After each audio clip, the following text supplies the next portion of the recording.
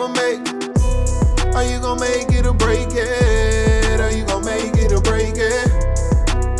I'ma make. I'ma make. Are you gon' make it or break it? Are you gon' make it or break it? I'ma make. When times getting hard, I'ma make. Like catch you off guard. I'ma make. Friends turn out fraud. I'ma make. Really gotta go hard. I gotta make. I can't stop, can't quit.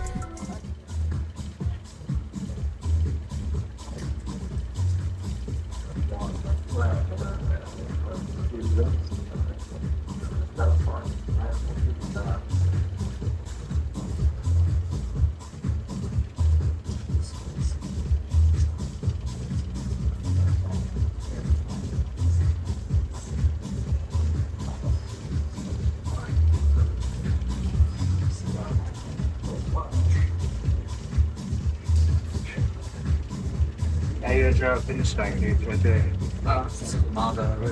Yeah.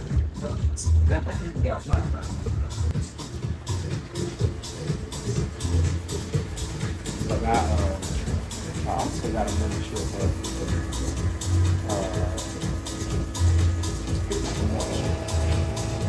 that's where I work out with my coach. Because I've been doing bodybuilding competitions. Works out there, and I'm working out with him. And sometimes he very bold. He's in Tampa this weekend. He goes to play university. Yeah, it's pretty old like this. It's old right across from where I live.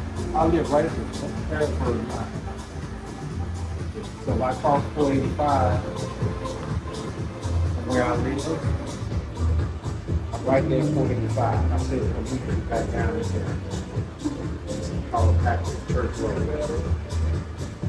So if I cross the bridge, I'm in Harrisburg. It's the road jump right the street. We're on another episode of Make It or Break It doc series, and we are in Charlotte with the one and only Mr. Tim Perry. Go ahead and let them know who you are and what you do. My name is Tim Perry, and I am a barber stylist. Tell us a little bit well, first, tell us where you're from. I'm from Charlotte, North Carolina. Born and raised? Born and raised in Queen City. Okay. And how did you come about getting to be a barber? I came about this profession, I was about 24, 25. Minimum wage was only about $5 an hour. Couldn't keep a job. Ran across some guys that just got entered in the industry. Mind you, my father was a barber growing up. He was one of the first black barbers in the city of Charlotte. He worked downtown on Beauvoir Street, and he was one of the first black barbers to cut white hair. When I wanted to go to barber school, he didn't even question it. He just asked me where was it. He didn't ask me how much it was. He just took me to school, and from there, I never had to worry about another person giving me employment.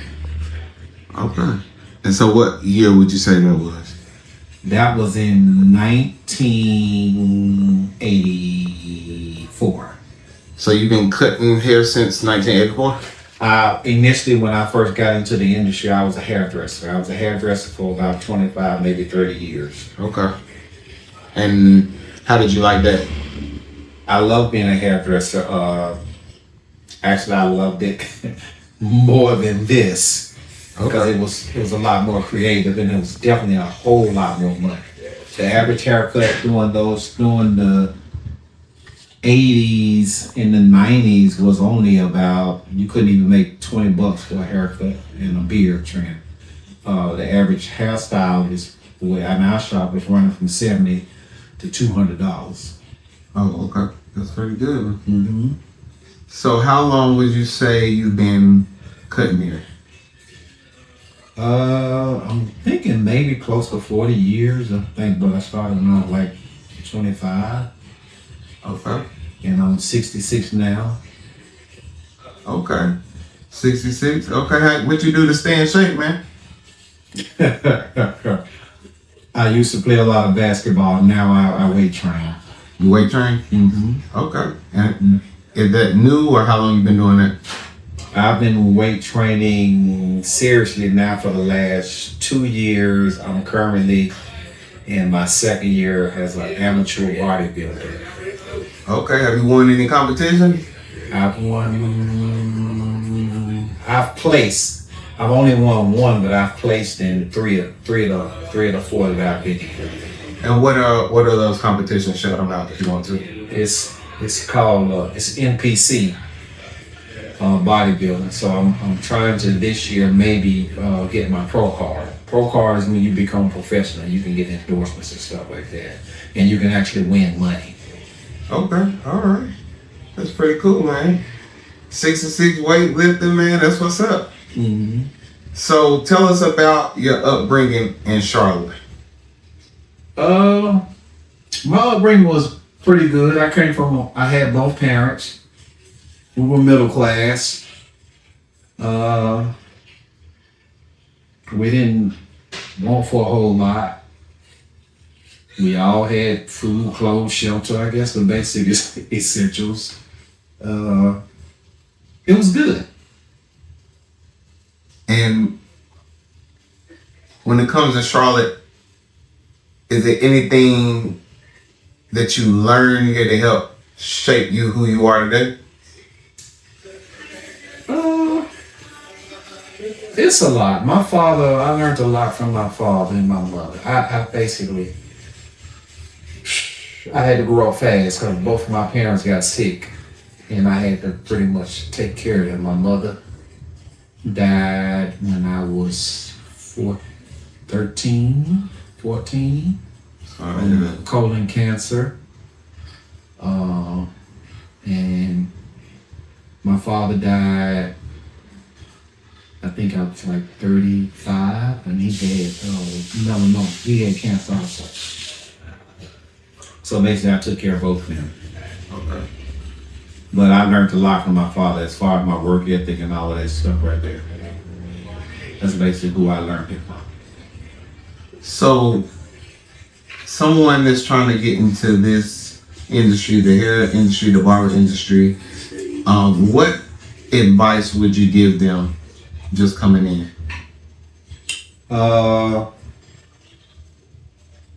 To make sure you get the right location, to get as much advanced education as you possibly can. The industry today is kind of funny. It's changed a lot. Honestly, most young barbers are gimmicky. They're using the blackout spray and the pins and all of that stuff. But basically, there's no real traditional barbering as far as I'm concerned anymore, like it used to be. Know how to straight shave, know how to precision cut, learning basic principles of chemical processing as far as doing hair. Is that it? Mm-hmm. Okay. As far as someone that's in this industry now, that's maybe having it tough and they're on the verge of quitting, what advice would you give them not to quit? You just gotta be patient because the industry has been flooded with barbers now. Get on social media, post your work. Location is the number one thing in this industry right here. You know, a lot of guys want to go out on their suites, and you got to show up. Most people get into this industry now and think you're going to automatically just make a lot of money. You got to come in and be patient and wait for the people to come in and get them the best service that you possibly can. That's basically about the size of it. You know, all those things, all those intangibles. You know, but the main thing is just showing up. And most young barbers today coming into it, they think they're supposed to make all this money right off the gate, which is what they tell you. But for every one barbershop, say for instance, this barbershop here, there's one around the corner and there's one down the street and so on and so forth. So you don't have the geographical distance between shops now. You got to be good and you got to be at work. So when somebody do walk in, you got to be ready. The protein, that's what's going to be on the nuts. Yeah, well, and the good thing to do is too, you want to eat or have some protein right after you finish working out. Yeah, now it's a good shot to do that. Right now, it's like get up to work, leave by 5:30. If I would go in the morning at 4 a.m. would be kind of ridiculous. Yeah, that's why I always work out in the morning. I'm going this evening now though. I got a competition in September, so I'm trying to lose about 8 more pounds by the 13th of September. I'm gonna do a show in September, and then I'm gonna do another one about 2 weeks later in October. I'm done for the year. My goal is one of the 108 pounds. And once I get that, I move. And that last show. The harder for the people go back up. Yeah. That's right now, I need an amount of pounds per meal. I need it 4 times a day. I was with a buddy this weekend and he lost 90 pounds. How long would it take?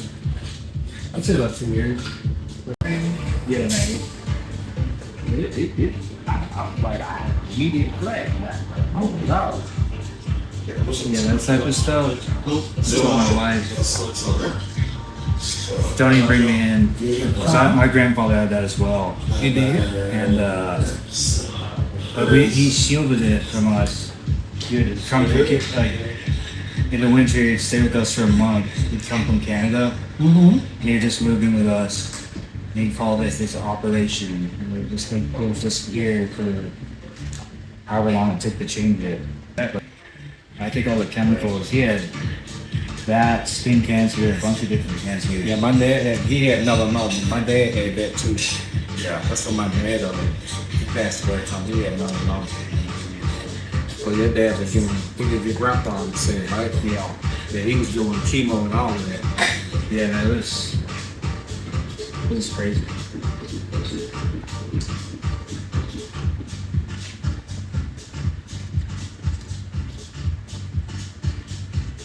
Yeah, now things have changed a lot. Oh yeah, medical technology is totally different. But I mean, you let's just think, 13 years old, and you know, this is my mother. I'm having to change it for.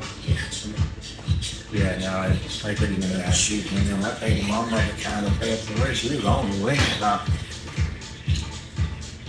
75 pounds.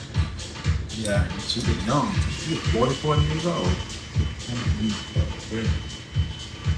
I definitely think. She was 44 years old.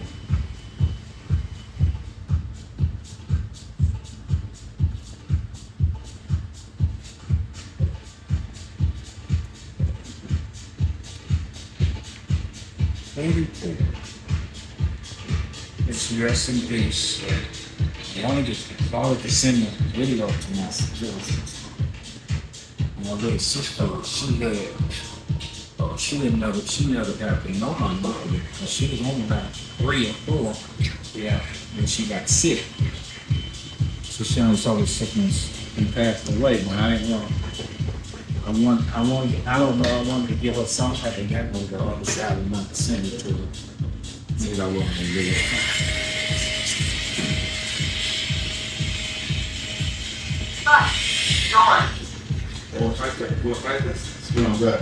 I said, 28 years. What was the name of the song? Sobriety. Depends on what. I don't know. My thing, my life, I changed my life. I think good. Yeah. Every now and then, I romance the thought of cold glass of wine. That's for me or something. I don't want that to be a segue to what I used to do. Yeah.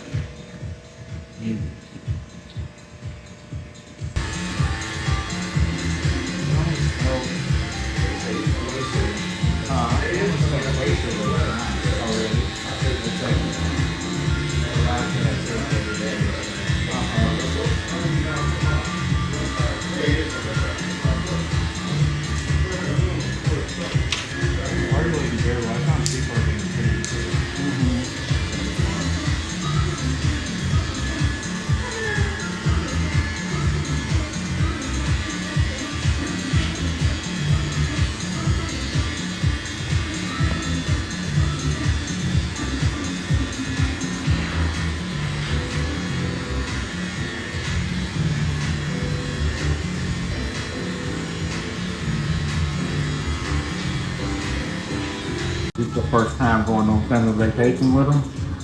No, we get along really well. But first time there. So that'll be interesting.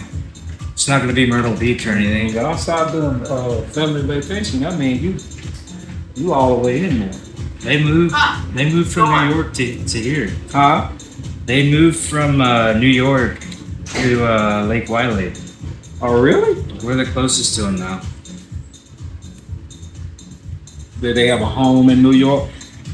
And a dental practice. Like, Oh yeah. So they probably got a steal. yeah, they're retired. They sold. Did they keep their home in New York or did they sell it? No, they sold it.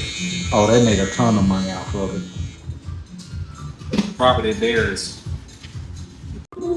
Their property price is like $20,000 a year. all about mother's relative of New York. I like it. I don't like it. Well, it wasn't the city. It was like Westchester.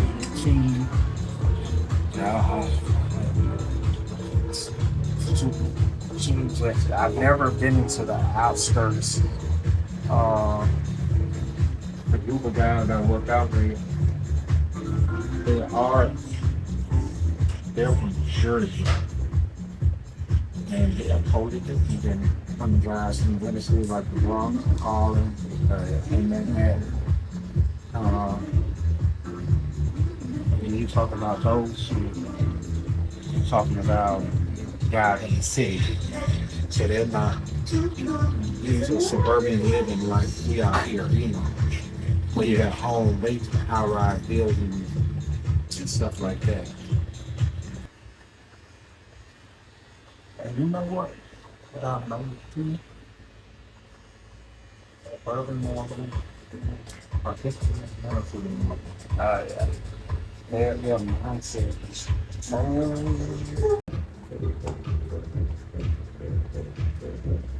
all of their roads.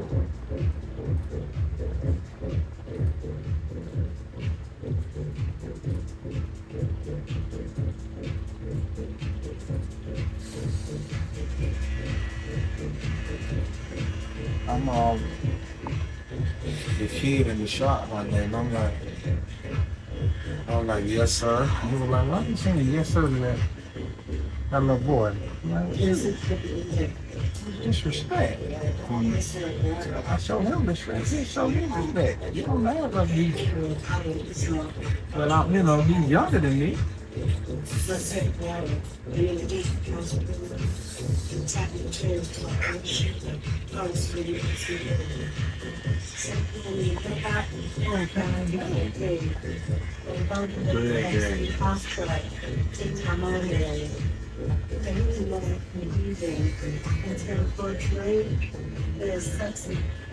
My grandmother told me, you can say yes sir, no sir. You might get popped in the mouth.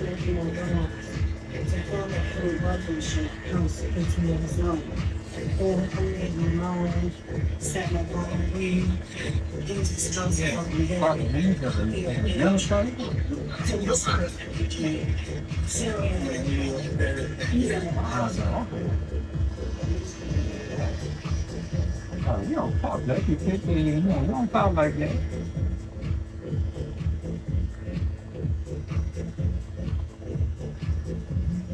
Most of my family is educated, that's why you don't like to. Yeah.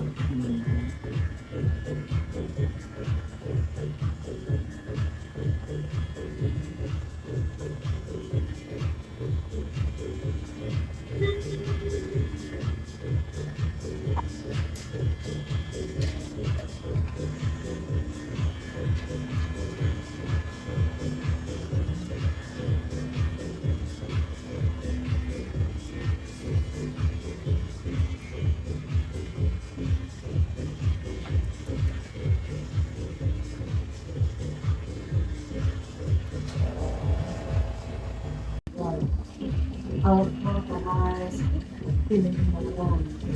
The girl that came up and said, "Oh, it's and my mom set my body free, responsible to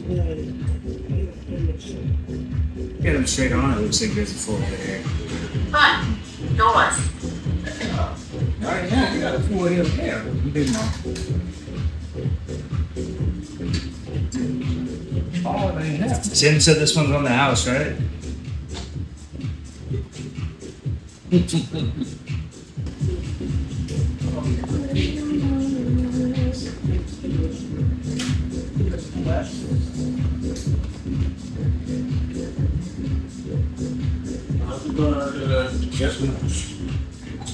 Look how long it's been now. I'll get as strong as you should. This one's Next time, though, when you on that incline there, you gotta make sure don't rest it in your own business like that.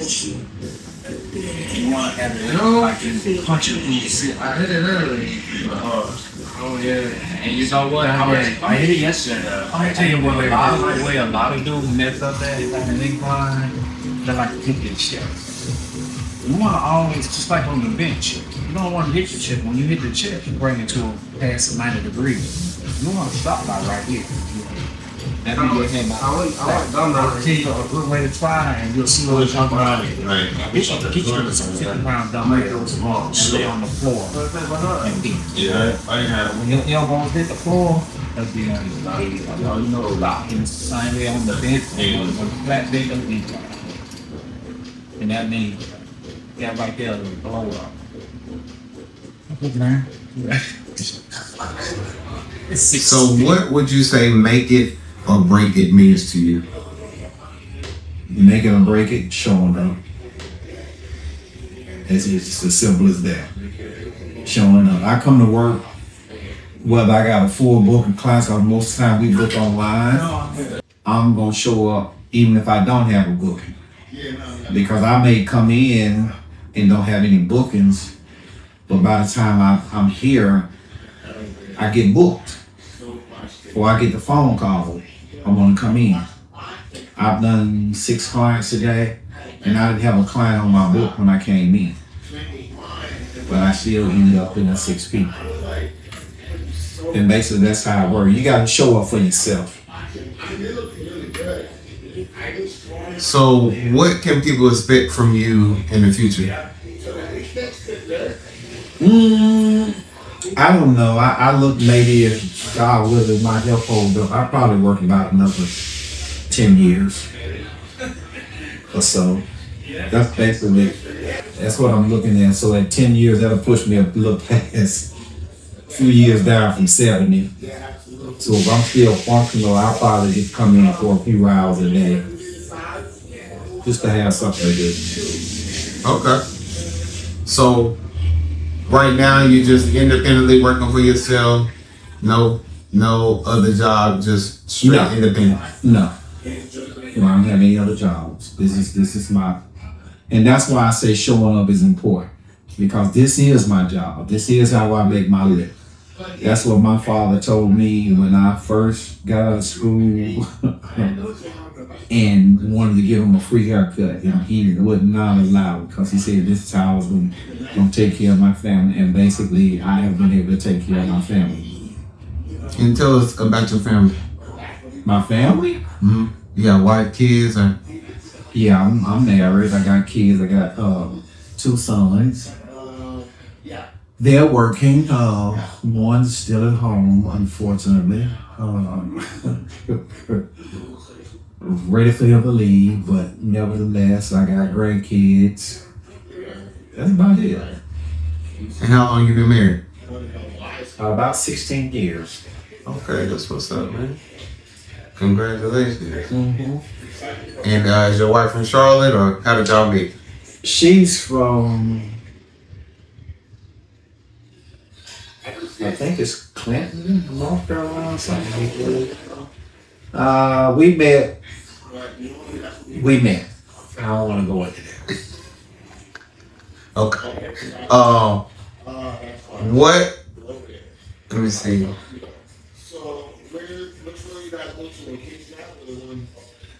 What is the most money you've made in a day being a barber? I made up when I was a hairdresser. I've made up to $1,000 in a day. What about being a barber? Being a barber, 5, maybe 600. Okay, okay. What is your social media? Where can people reach you if they want to get a cut or network with you? I think Instagram is T Perry 745, and I can't remember what Facebook is. I can't remember all that stuff. I'm old. Well, tell the people your name and what they're watching right now. Timothy Perry, and we're watching Make It or Break It.